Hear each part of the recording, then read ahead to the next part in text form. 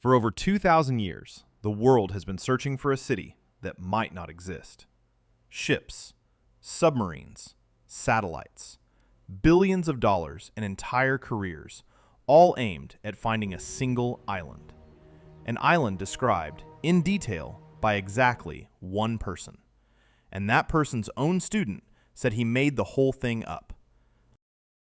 The story of Atlantis begins in 360 BC with a Greek philosopher named Plato.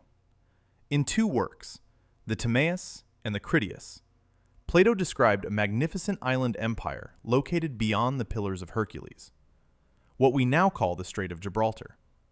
He gave it everything: concentric rings of land and sea, a temple to the god Poseidon clad in gold, a metal more precious than anything except gold itself, a navy powerful enough to threaten the entire known world. And then it sank in a single day and night of catastrophic floods. That's the story, the entire story, written by one man.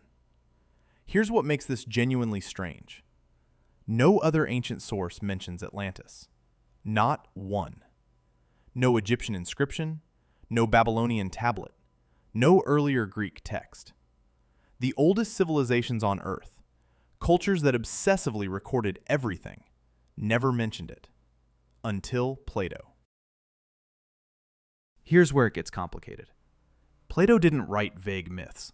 He wrote architectural specifications. Critias describes a capital city built on concentric rings of alternating land and water, a royal palace at the center, hot springs and cold springs, a canal system, walls coated in a reddish metal he called Orichalcum. This level of detail is unusual.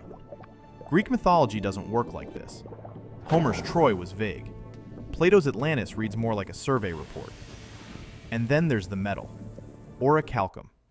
For centuries, scholars assumed it was completely invented, a fictional substance.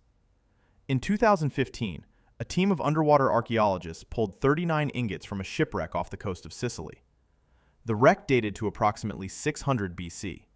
The metal, an unusual brass-like alloy of copper, zinc, lead, iron, and nickel. Consistent with every ancient description of Orichalcum, it was real. The metal Plato used to describe Atlantis was a real, documented material, pulled from the seafloor less than a decade ago. That doesn't prove Atlantis existed, but it does raise a question. How many other details did Plato get right? There are two serious camps in the Atlantis debate. And I mean serious, not internet theorists, actual academics. Camp 1 says Atlantis is pure fiction, a philosophical allegory invented by Plato to critique Athenian imperial ambition, a warning about what happens to civilizations that let power corrupt them. The strongest evidence for this? Aristotle, Plato's most brilliant student, the man who knew him better than anyone, reportedly said, "The man who dreamed it up made it vanish." If your own student tells you to your face that you invented something, that's a significant problem for the historical interpretation. But Camp 2 points to something that Camp 1 has never fully explained away. In 1967, a Greek archaeologist named Spyridon Marinatos began excavating a site on the island of Santorini. What he found stopped him. A city. Multi-story buildings. Sophisticated plumbing. Elaborate frescoes. Planned streets. A Bronze Age city, fully preserved, buried under meters of volcanic ash. And it had been evacuated before the eruption. No bodies. They knew it was coming. The city is called Akrotiri. It was destroyed around 1600 BC when the island above it exploded in the largest volcanic eruption the Mediterranean has ever recorded.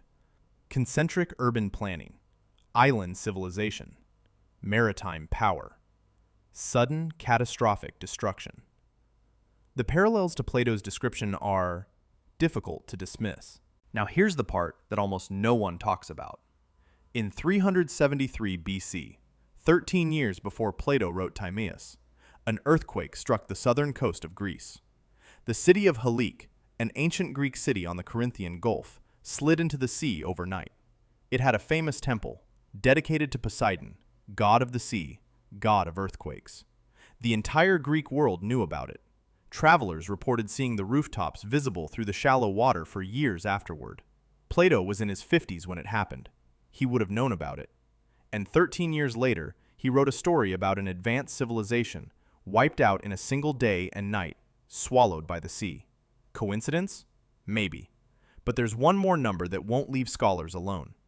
Plato places Atlantis 9,000 years before his time. 9,000 years before 360 BC puts us at roughly 9,600 BC. No organized civilization existed then. No writing, no cities, nothing. But some researchers noticed something. What if that number is wrong by a factor of 10? Not 9,000 years, 900.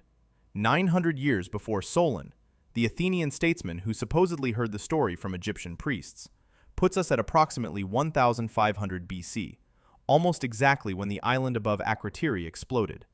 A single misread number, and the entire timeline collapses into place. The obsession with Atlantis hasn't always been harmless. In 1935, Heinrich Himmler founded a research institute inside the SS. Its purpose? To find archaeological evidence for a racially superior Aryan civilization. They called it the Ahnenerbe. And one of their primary targets was Atlantis. Expeditions were sent to Tibet, to Iceland, to the Canary Islands. Nazi-funded academics published theories claiming Atlantis as the lost homeland of the Nordic master race. The research had no scientific validity, but it shows something important. Atlantis doesn't just attract dreamers. It attracts people who want to use an ancient mystery to tell a modern story. Every generation projects itself onto Atlantis. Victorian colonialism saw it as proof of European superiority. Cold War counterculture saw it as a lost utopia. Today, climate-anxious audiences see a civilization destroyed by its own hubris. What does that tell us about the myth? And what does it tell us about ourselves? So what does modern science actually tell us? The Atlantic Ocean floor has been fully mapped. Sonar, submarines, satellite altimetry. The Gebco Seabed 2030 project has produced the most complete bathymetric survey in history. The verdict is unambiguous. There is no sunken continent in the Atlantic Ocean, no hidden landmass, no geological signature of a continent-sized island. The Mid-Atlantic Ridge, the underwater mountain range running down the center of the Atlantic, is a volcanic spreading center. It has never been above sea level during human prehistory. Geology is equally clear. A continent the size Plato describes cannot sink in 24 hours. The mechanisms that move continents operate over millions of years, not days. If Atlantis existed as Plato described it, in the Atlantic, continent-sized, sinking overnight, it is a physical impossibility. But notice what science has not proven. It hasn't proven that Plato's story had no real source at all. So here's where we stand. Atlantis, as Plato described it, a continent-sized empire in the Atlantic Ocean, sinking overnight 9,000 years ago, almost certainly did not exist. The geology makes it impossible. The archaeology has found nothing. 2,000 years of searching have produced zero physical evidence. But something real may lie beneath the story. A real volcanic eruption destroyed a real advanced Bronze Age civilization. A real Greek city sank into the sea 13 years before Plato put pen to parchment. A real metal described in his text was pulled from a real shipwreck in 2015. And the man who wrote it, one of the sharpest philosophical minds in human history, insisted 3 times in the text that the story was absolutely true, while his own student said he made it up. 24 centuries later, we still cannot explain that contradiction. Maybe Plato invented a myth so convincing that he convinced himself.